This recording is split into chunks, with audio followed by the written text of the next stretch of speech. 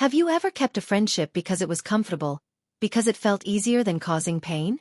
Or maybe you've stayed because of memories, the history you share, or the idea of who you used to be together. I've seen how friendships can quietly shift. The jokes stop landing, plans feel like chores, and small silences grow into long distances.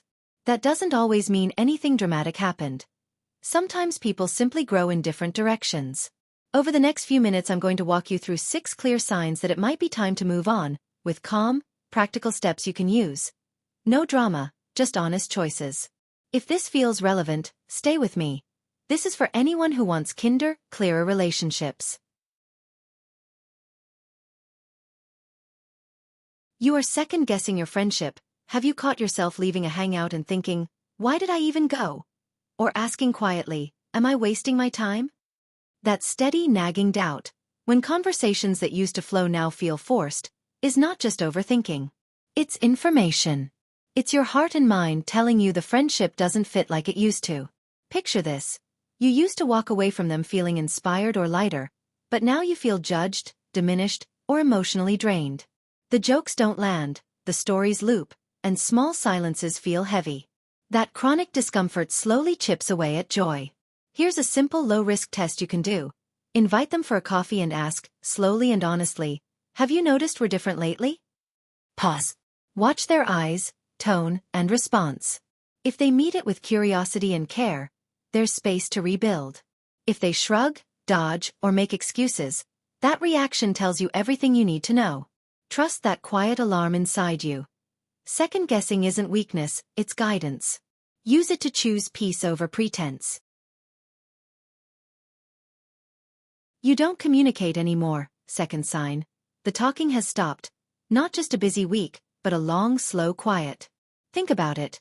Plans get postponed with half-hearted excuses, your messages come back as one-word replies, and somehow you're always the one texting first. It's easy to blame timing or life getting hectic, but when neither of you makes an effort over weeks or months, that silence is a message. Here's how it often feels. You open your phone hoping a "hey" will spark a conversation, but the chat never warms up. You add plans to the calendar, and they quietly dissolve. That pinch of disappointment becomes familiar, and you start protecting your energy before you realize you've been giving and getting almost nothing in return. Try a clear, gentle experiment. The boundary test. Stop initiating for 2 or 3 weeks. Don't ghost cruelly. Simply pause and see. If they reach out, you'll know the connection still matters. If they don't, you've given the relationship a fair chance and saved yourself repeated hurt. Either outcome is useful information. And if it ends, let yourself grieve. A faded friendship deserves the same tenderness you'd give a breakup. It's okay to mourn what was, and then choose the people who actually show up for you. You want different things, third sign. Your paths are pulling in different directions. At first it might be small. Different weekend plans, different music, different jokes. But over time those small things add up. Maybe one of you is building a steady life nearby, thinking about a long-term job, a house, or starting a family, while the other is chasing travel, changing careers, or living a more unpredictable life. That's not a moral failing. It's simply 2 people growing toward different versions of themselves. What becomes a problem is when staying in the same friendship begins to demand sacrifices. If one person has to give up important goals just to keep the status quo, the friendship stops being supportive and starts being a compromise. You'll notice it in quiet ways. You say yes to plans you don't want, you hide big choices because you're afraid of how they'll react, or you soften your ambitions so arguments won't start. That steady shrinking of your future is subtle and dangerous. Here's a gentle, practical move. Have what I call a future-focused conversation. Invite them with care. I care about you, and I'm heading in a different direction. I want to know, how do you see this working between us? Sit with the silence. Listen for curiosity, encouragement, or resistance. If they respond with support and curiosity, that's a sign the friendship can expand to hold both paths. If they respond with pressure, guilt, or insistence that you choose, that's a clear signal it's time to protect your goals. Remember, choosing growth isn't betrayal. It's an act of honesty, to yourself and to them. Offer support for their journey, ask for the same in return, and let mutual respect be the deciding factor. You found other friends, fourth sign. You fit better with other people now. Maybe it started small. Someone who laughs at the exact same weird joke, a friend who gets your quiet energy, or a group where plans feel effortless instead of forced. At first it can feel confusing, even guilty, like you're betraying history. But fitting with new people doesn't erase what you had. It simply shows you're changing, and that's okay. Notice how you feel after you hang out with them. Do you walk away lighter, more yourself, like you can breathe? That ease is important. It's not about ranking who's better. It's about belonging.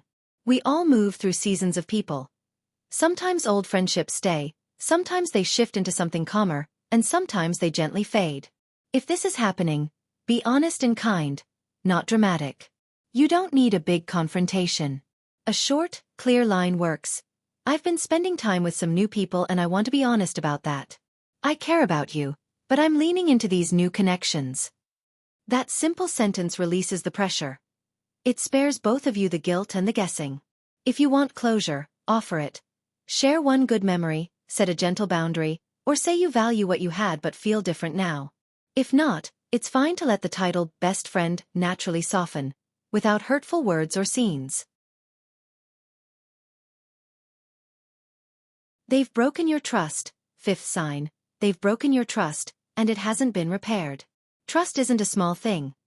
It's the foundation that lets you be vulnerable, honest, and safe. When someone shares your secret, lies about something important, or repeatedly crosses boundaries you set, it wounds more than just the moment. It chips away at your sense of safety and self-worth. Now, one honest mistake followed by real accountability can be repaired. A sincere apology that comes with changed behavior is meaningful. But repeated betrayals, excuses that never lead to change, or minimizing what you feel are different. That pattern tells you the relationship is costing you more than it gives. If this has happened to you, take these calm, practical steps. First, pause. Don't react in anger. Ground yourself, then name the harm clearly. For example, when you told others about my message, you broke my trust. Second, ask for specific repair, not vague words. Say something like, I need a sincere apology, an acknowledgement of what you shared, and for you to not repeat this. I also need 3 months of consistent honesty. Actions, not just promises. Be explicit about what consistent looks like, returning calls, transparent replies, no secretive behavior, or checking in after mistakes. Third, set a timeline and consequence. If I don't see this change in 30 to 90 days, I can't remain close. Watch actions, not just words. Fourth, protect your well-being. Give yourself space while you observe change. Talk to someone you trust, or consider counseling to process the breach. You're the one holding it together.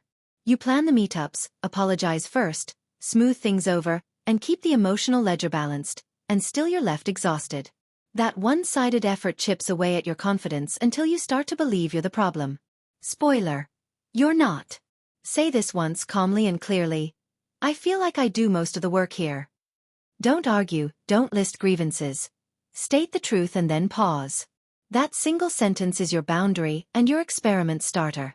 Next, step back and observe. Stop initiating for a set time, 2 to 4 weeks, but don't ghost. Be honest about needing space. Watch what happens. A friend who values you will notice, ask, and shift their behavior. If they respond with guilt trips, excuses, or silence, that's information. This relationship wasn't mutual. Use the time you free up to refill your cup. Make plans that energize you, invest in people who show up, or pick a new hobby. Mutual care is not negotiable. It's required. If you find yourself always giving without return, protect your time and your worth. Choosing people who reciprocate isn't mean, it's necessary.